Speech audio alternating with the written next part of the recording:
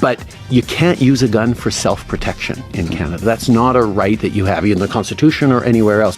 The Vice President has been kind enough to take on managing this part of the portfolio for me, just as I did for when I was Vice President. I am disappointed to hear a focus on increased criminalization and juvenile criminalization. The Senate reaches a quote-unquote bipartisan gun control legislation framework. Actually, it's a big nothing burger, I think. What's in it and more coming up. Joe Biden throws some serious shade on Kamala Harris. And Justin Trudeau, the Prime Minister of Canada, says, I guess what is legally true in Canada, but is also crazy. All that and more coming up on this episode of Daily Caller Live. My name is Jobob. Daily Caller Live starts right now. 2, 1. Here we go! That might be the only brown guy on earth named Jobob. That is actually her name, Jobob. Live from the dingy bunker, completely cut off from the outside world, except for you fine folks. My name is Jobob. This is Daily Caller Live. Thanks so much for tuning in on today. It is Monday, June 13th, the year of our Lord 2022, brand new you in 22. Some interesting stuff happened over the weekend. If you missed it, the Senate has a bipartisan framework, which is not a bill with text in it yet. It's just here's an understanding of what we'd like to do. Joe Biden threw some shade on Kamala, which is pretty kind of funny. We'll get to that later on. But I did want to talk about this thing first because it should be at the forefront of pretty much everyone's news, the Senate gun bill and what is in it. Spoiler alert, if you don't want to watch the rest of this broadcast, it's kind of a big nothing burger in terms of all of the stuff that was on the Democrat wish list, on Joe Biden's wish list, on, I don't know, name a Democrat, says, we need to do this, and this. None of it's on there, which I guess you should be excited about if you're a Republican. Maybe, I'm not entirely sure. But at the same time, there is something happening at the Senate level. There was a bipartisan group of 20 senators, 10 Democrats, 10 Republicans that came out over the weekend saying we've reached a bipartisan agreement on gun legislation. Now, did I use the quotes in here? No. In the title on Facebook or YouTube, wherever you're watching this, I use the quotes gun legislation because it doesn't really do a lot in terms of gun legislation, which just to make... To continue to say this, I'm not for. I don't think the federal government is really very good at doing anything. And so a lot of the stuff that's in here, while it doesn't seem like it infringes on your Second Amendment rights, it is expanding the ability and scope of the federal government, which is not awesome in my outlook of the world. But here's what's in it. Again, if you're wondering what the heck this thing is, this is an article from CNN. I wanted to pull an article from somewhere that wasn't going to be, I don't know, a lefty journalist outlet, CNN. This is from CNN. One of the most significant pieces of framework is helping the United States create and implement, quote unquote, red flag laws.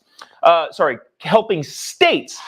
So one of the biggest things I think that's happening here at the federal level in the Senate is the federal government itself. Now, there's a lot of discussion about red flag laws, what they are, who gets to implement them, all that sort of stuff. The bottom line here, and this is the biggest thing in this legislation, is that the federal government themselves is not instituting these quote-unquote red flag laws. They are, in their own words, in the framework, I'm going to use a lot of air quotes today, the framework is they're going to help states create and implement so-called red flag laws, which obviously, it goes on to say what those red flag laws are intended to do, but it doesn't give any specifics. So if you were worried about the federal government creating quote-unquote red flag laws, whatever the heck those are, they are not technically. I think they're going to spend money to allow states to do their own research and what they'd like to do. But the bottom line is the biggest thing in this Senate bipartisan compromise gun framework. I don't know how many times I can use air quotes. Somebody want to count how many times I do that? Because it's going to be a lot. Because there's a lot of goofy language in here. That's the biggest thing in this bill in terms of what people, Second Amendment advocates, were concerned about. And it turns out the federal government is not doing anything specifically. They're quote unquote supporting states, whatever that means. We'll have to look at the text when it actually does come out. One of the other provisions was mental health and telehealth investment spending. The proposal also includes major spending to increase access to mental health and suicide prevention programs and other services available in the community. Given that this is a bipartisan bill, it would seem that at least 10 Democrats, assuming that they can get all the other Democrats to vote for this, which is, I don't know if that's a fair assumption or not, because you got to get the super lefties on board with it, but we'll talk about the politics at another time. This would seem to be that it's admitting that the gun problem is a mental problem. Joe Rogan said on his podcast, probably best, we have a mental problem in this country disguised as a gun problem. That seems to be the case, and this provision in this framework, again, from a bipartisan group of senators, would seem that that's them admitting, yeah, it is a mental problem. So there's that. One of the other provisions, and we'll keep going down this list, so again, so you can understand exactly what's in it, is the boyfriend loophole. Currently, a person you've been married to or lived with or had a child with a partner that's been convicted of abusing person that's been convicted of abuse inside a relationship is currently blocked from having a gun. I actually don't know if there's a lot of people that would disagree with that. That's currently the law. The quote-unquote boyfriend loophole is closing the loophole that would mean anyone deemed to have a serious dating relationship and been convicted of domestic violence would no longer be eligible to own a gun. I don't know what the time limits are on that. I feel like if it's in perpetuity, that worries me a little bit overall. But kind of already a thing, I guess if you're in a committed, serious relationship and you've been convicted by a jury of your own peers that you've committed domestic violence against your significant other, you're not able to own a gun, or you lose the right to own a gun. That's already in place. I don't know, seems like something that most people agree on. If you're, again, convicted of committing violence, you've broken the social contract. Seems like again, not this blockbuster thing that Democrats were wanting. Enhanced review process for buyers under 21. Another major change in the legislation is issuing a more thorough review process for people between the ages of 18 and 21 who go on to buy a gun like an AR-15. Under the background check review, the National Instant Criminal Background Check System would also have to contact the state and local enforcement to search of any disqualifying mental health or juvenile records, according to the Democrat aide. This is somebody who is talking about the framework to CNN. So it doesn't raise the age limit to buying a rifle to 21, as Democrats have been talking about for the last couple of weeks. It just has, well, when you buy a gun, you have a National Instant Criminal Background Check System. This is going to make it so that they have to then contact the state and see if the state has any criminal background information or debilitating mental health issues. Now, we can get into the debate of who gets to decide what mental health is. But the bottom line of this entire segment is this is not this blockbuster thing that Democrats have been wanting and been pushing for. Clarifying the definition of federally licensed firearm dealers, that I don't want to say is insignificant, but it is what it is. School security resources legislation would address. The lawmaker said it would release the provisional providing money to help institute safety measures around primary and secondary schools. I don't think anybody would disagree with that. If there are any sort of safety protocols to be taken within the schools, whether that means armed security at the schools or arming the teachers at the schools, seems fine. I guess, I don't know, haven't dug into it a ton in terms of getting into the actual text because the text is not out yet. This is just a framework. And then it says expanded background checks. That one's going to get sticky. But we'll see. Sorry, I lied. This is what's not in the bill. So what's not in the bill is, again, the Democrat/Joe Biden wish list. Expanded background checks. Notably, the agreement does not include a provision that would expand background checks for all firearm sales and transfers in the country. Again, because that would be an unworkable system, I think. If you buy a gun from a store, the background check system is already in place. If you buy it from a friend or neighbor or family member, I don't know how you facilitate that. It just seems unworkable. So that is not in there. A quote-unquote assault weapons ban is also not in there. This was also left out, a ban on military assault-style weapons. And also not in there is a higher minimum age to purchase. So it kind of seems like a big nothing burger from this framework. Again, we don't have the text of it. We don't really have anything. I don't know. All of the people, all of the pro-2A advocates, pro-2A advocates. I was trying to figure if I was double positiving there. 2A people, it doesn't seem like anybody should be concerned here. Again, we'll see when the actual text comes out, and we'll kind of get back on that. But none of the big overarching things were actually in this. Which brings me to an interesting point here. A bunch of the talking heads in the media and in Congress, specifically too, that we're going to look at, a guy named David I don't know if it's Hogue or Hogg. He was a student at Marjory Stoneman Douglas Parkland shooting in Florida a couple of years back. He's the guy who started the March for Our Lives thing, and he has been aggressive in what he wants. With this sort of framework coming out, it's really, really interesting to see the politics of this kind of play out on how people are talking about this. Like we mentioned, this is literally none of what Democrats had on their wish list for banning guns or confiscating guns. None of it was. So in theory, it would make sense for the hardest core advocates to not be in favor of this, right? Again, I'm not saying that's what I think. I just am saying that if you've been super hardcore against all of these things and got none of them in this framework, this bipartisan Senate framework, you would think you'd be upset, but that's not been the case for some of the hardest of hardcore advocates. Here's this kid, David Hogue, I believe on MSNBC. Hogg, again, not sure. Sorry, I'm pronouncing your name wrong, dude. I'm a guy who also has a weird name.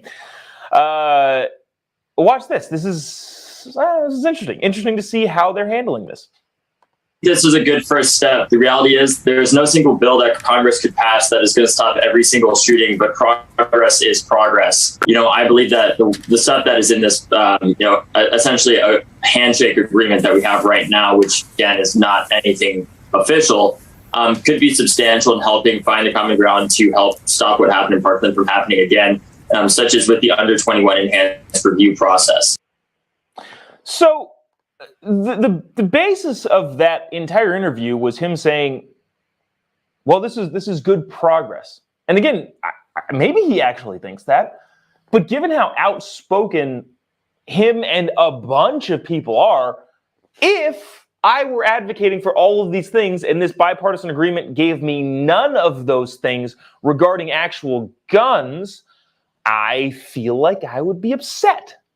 I don't know.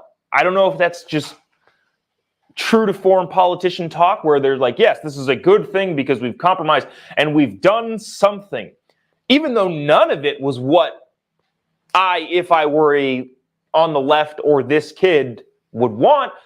It's weird seeing the politics of it. AOC was also on Dana Bash's show over the weekend on CNN. And at least so if you haven't heard my, I don't know if it's a joke or not. I don't know what it is at this point. But I often say AOC is my favorite politician. She's wrong about dang near everything, but at least she believes it. She hits the left way, way more than anybody else. And again, for bad reasons and bad policy. But she goes back and forth with Nancy Pelosi. If you don't know this about one Congresswoman AOC, she butts heads with her own side a lot. But even her was optimistic about this. Again, having gotten none of what they wanted. So this is weird. Watch this. We have to look at the text. As you mentioned, the legislative text has not been put together. I am disappointed to hear a focus on increased criminalization and juvenile criminalization instead of really having the focus on guns. But the background checks provision is encouraging. So I think we need to really look at the text. And once we look at that text, I think we'll be able to see if this legislation has been responsibly put together. And I hope, it is my hope that it has been. Again, she's celebrating, I guess, a small win in terms of like enhanced background checks for people who are 18 to 21, meaning that the federal government is going to resort back to the states and say, hey, there's no federal crimes here, but what do you guys have at the state level? Which, I don't know, it doesn't seem like that big of a win if you're on the side that wants severe gun control. I don't know. It's just odd looking at this. Couple comments here. It says, as long as the bill doesn't contain red flag laws, which are always weaponized. True.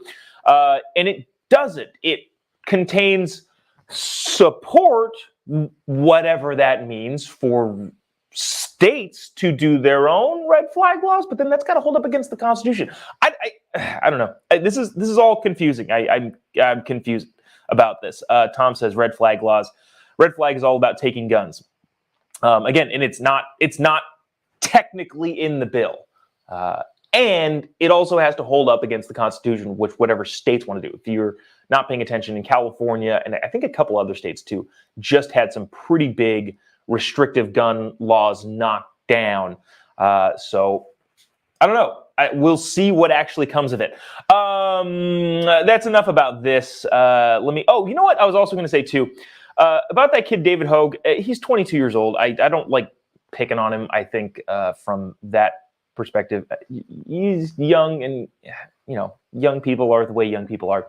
But every other tweet from his is, if you're not now, register to vote, and you can text this number to join our movement and give $5 or $10 a month. So that kind of skews your motives a little bit, dude. If you're raising money on calling this a good thing, again, from your side, that didn't have anything of what you wanted, what's the actual motive? I hope I'm articulating that well enough, because again, I'm just confused. If I were a Democrat, I would be outraged by this, because again, none of what they wanted is in it. It might not even pass in the House. Like I don't know.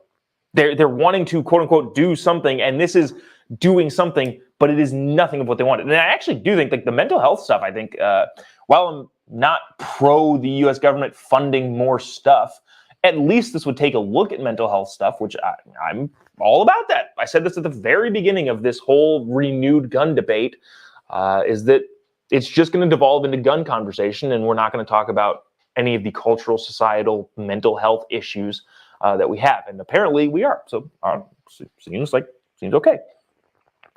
But what's not okay is what Justin Trudeau said. This is a podcast that's a clip that's been making the rounds. Actually, this is an interesting comment here, right here. Chuck said, "Have you read history? The Second Amendment is to protect us from government tyranny." Correct. Absolutely correct. Apparently, and I didn't know this, they don't have that in Canada, legally speaking. So the United States government has a constitution, and the Bill of Rights and the Second Amendment is the ability to own a firearm to protect yourself from tyranny of the government. It isn't, well, and a secondary cause is to protect you from other people, but the main cause is to protect you from the government itself. Here's what Justin Trudeau said that I didn't know about Canadian law, because I don't know a ton about Canadian law. But watch this. This is out there. Check this out. And there are debates, and we have a culture where the difference is guns can be used for hunting or for sport shooting in Canada, and there's lots of gun owners, and they're mostly law respecting and law abiding. But you can't use a gun for self-protection in Canada. That's not a right that you have in the Constitution or anywhere else. If you try and buy a gun and say it's for self-protection, no, you don't get that. You get it for hunting. You can get it for sport shooting. You can take it to the range, no problem, as long as you go through our rigorous background checks. But there's a difference around the culture. And one of the things that we're seeing with the debate in the States is you get more and more of the American-style, right to carry, self-defense arguments filtering up through the usual more right-wing communications channels. Yeah. So, one, it would seem that he would agree that the United States law allows for people to protect themselves using a firearm, which is the entirety of the argument. And maybe we'll get to more of that in a second. But then he says, well, you don't have that right in Canada. I didn't know that. And that's a thing? That holy cow, like you can use it for hunting. You can use it for, shooting and recreation, but you don't have the right as a Canadian citizen to protect yourself with a firearm. If you go to a gun store, like he just said, like he just heard, if you go to a gun store and say, I'm using this gun for self-protection, like he said, no, you don't get to do that. You can't? Like, holy cow, that's a shock to me. I don't know. What do you guys think in the comments? This is I don't know, crazy. I think a lot of people are watching from California, so I want to play this clip too. This is Governor Gavin Newsom. This is Governor Gavin Newsom. Watch this. The Prime Minister had the courage of his convictions and moved efficiently and effectively on the issue of gun safety. And you contrast that to the lack of leadership, the cowards that continue to dominate the national debate.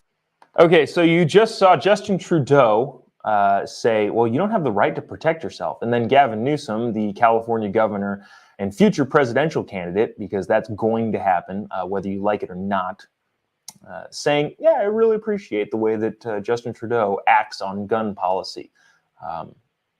Having just said, you don't have the right to protect yourself. Okay. Again, I did not know that was a thing in Canada. Which leads me to the other question of why hasn't the government taken over in Canada yet in terms of why don't they just institute I guess they have in a lot of ways. That was the whole big thing in the trucker protest. I guess you don't have those rights in Canada. Weird. I didn't know that. I want to, I don't know if we have time. I rambled on about this Senate thing too much, which if you missed any part of that, you can go rewatch it. I'll leave this Biden throws shade at Kamala for tomorrow, but it was kind of funny. He was at the America's Things and said some interesting stuff about his vice president. If you read between the lines, he did. He didn't say anything in particular that was anything we didn't already know, but kind of threw her under the bus pretty hard. We'll play that tomorrow.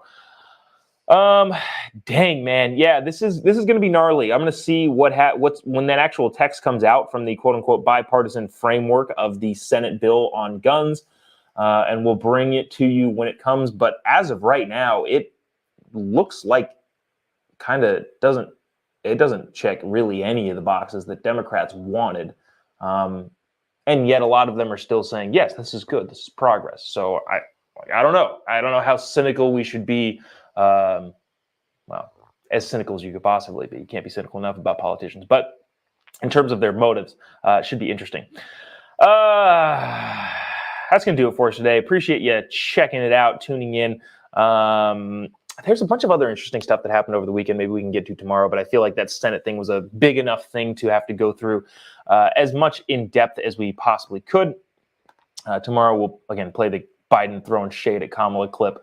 I promise. I know I tease stuff and say, we're going to get to this tomorrow, but then things happen over the next day and we don't get to it tomorrow. But we will get to that tomorrow, I promise you. If you missed any segment of the show, you can rewatch on Facebook, YouTube, Twitter, Instagram, or grab the podcast wherever you listen to podcasts. If you haven't already, give me a follow on any of your social media accounts. Jobob. You type it in pretty much anywhere, you'll find me. Going to be posting some fun stuff from all of the places I was the last couple weeks. I'm very, very tired still from 2 weeks of a lot of traveling, but there's some fun clips from the Tim Pool podcast that I'll be posting. And I think our interview with Matt Walsh that aired last week, we'll be cutting up some clips there too. With that, we will see you tomorrow. Same time, same place. See you then. God bless America.